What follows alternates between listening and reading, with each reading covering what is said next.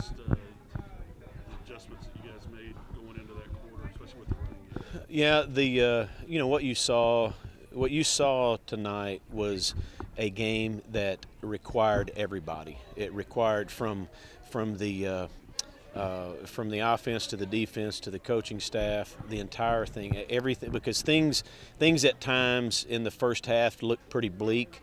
What they were doing, obviously was working, and what we were doing, they were doing a good job against us. So, what we did at halftime, you talk about, defensively, we talked about, we've got to do a better job against the running game, and we did. Coach Doolin got up on the board and said, "Hey, this is what we've got to do. If you want to stop the run, guys, this is what you do. You're more disciplined with your eyes. You wait on this." And I mean, he basically laid it out there for them. And then what happened in the second half is our defense went out there and forced them into situations where they had to throw the ball, and then ultimately we got a little pressure on them.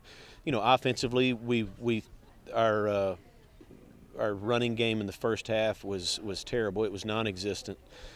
They were doing a fine job against it, and so we knew coming in, all right, well, we're protecting particularly well. So guess what? We're going to throw the ball a little bit, and if it's throw it every down, that's fine. If it's throw it 4 out of 5 times, that's okay too. But by doing that, what we did was loosen them up a little bit, because we were having some success throwing the ball, moving the chains.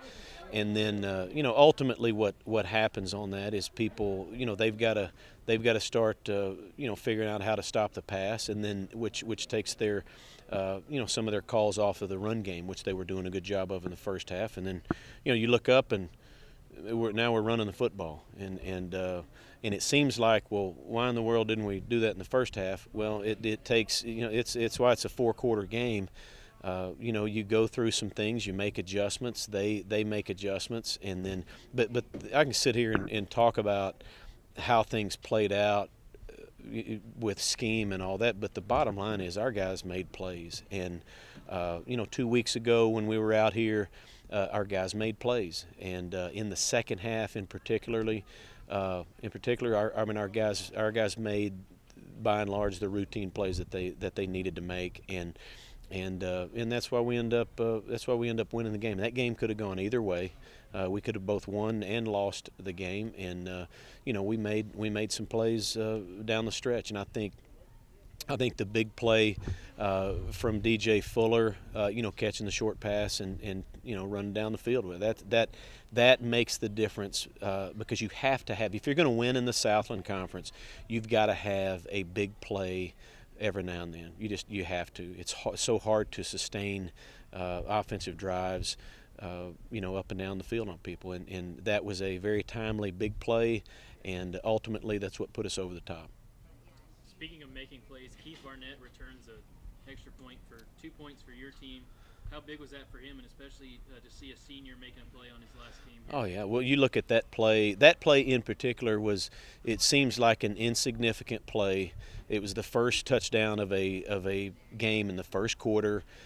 Most people defense take the play off, or they'll rush it a little bit, or you'll get half of them playing hard and half of them not. But that's not what our guys do. Josh Bloom and his gang in the middle there, they're relentless, and that's what he does. He's gonna go into every game thinking that he can block every kick, and he gets results, not because he tries hard, because he's good at what he does. I mean, he works at it. He takes pride in it. So you get a fifth-year senior, Josh Bloom, putting his hand on the ball, and all of a sudden another fifth-year senior, Keith Barnett's running down the middle of the field with it wide open like he's a kid, and everybody's chasing him. And that's what you saw tonight, is guys having fun, and that's what it took. I challenged them before the game just to play free and have fun. And it's hard when things are not going well in the first quarter, but I kept saying, play free, don't worry about it, play free, just you'll come out of this. And ultimately, I'm so happy that we were able to come out with a win, because you want to end things in general with a win, but man, you end the Shotwell chapter, the long Shotwell chapter, with a win. and it's a come from behind win, and it's a win that took everybody. It took a bunch of grit, and it took intelligence. It took the whole thing, and so that is what a great way to go out. And we tip our hat to Shotwell, and but boy, what we've got in front of us with our stadium on campus is going to be unbelievable. And I think it's going to change the face of football, definitely at our level in this entire region. And so we're fired up about it, man. We honor our seniors. I'm so proud of those guys. You look back on Shotwell, and it's what a great place. But it's time to move on, and we've got we've got a little bit of time to celebrate this, but we got to go down to South Louisiana and play Southeastern. Coach, you can kind of look at that first play with the block and then the return as kind of the three-point swing, but you can also look at Nick Grau making 3 field goals and that kind of being a difference maker.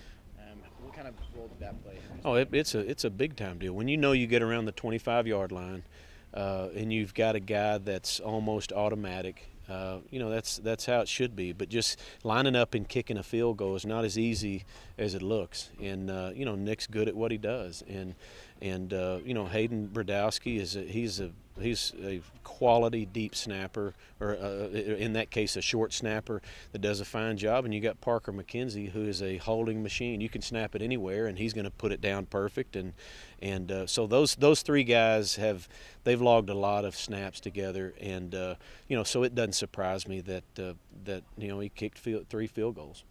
And then just finally, Nick, coming back from that injury, is he better now than he was before?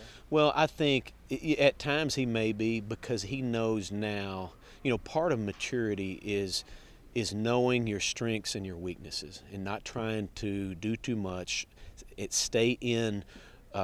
Because every kicker, every athlete has limitations, and coming to grips with that is the crucial part of it, because he knows where his limitations are as far as number of kicks in practice, and far as like on Wednesdays he doesn't even kick, he doesn't even touch a football. He jacks around with a soccer ball maybe, but as far as, so he's learned all that, so he's learned how to manage himself, and when he hits those balls, I mean, that is like just a sweet stroke, and so is he better now? He may be better now, simply because it's not about just willing himself to kick it through. It's about, there's more of an art to it, and I think he's learned that.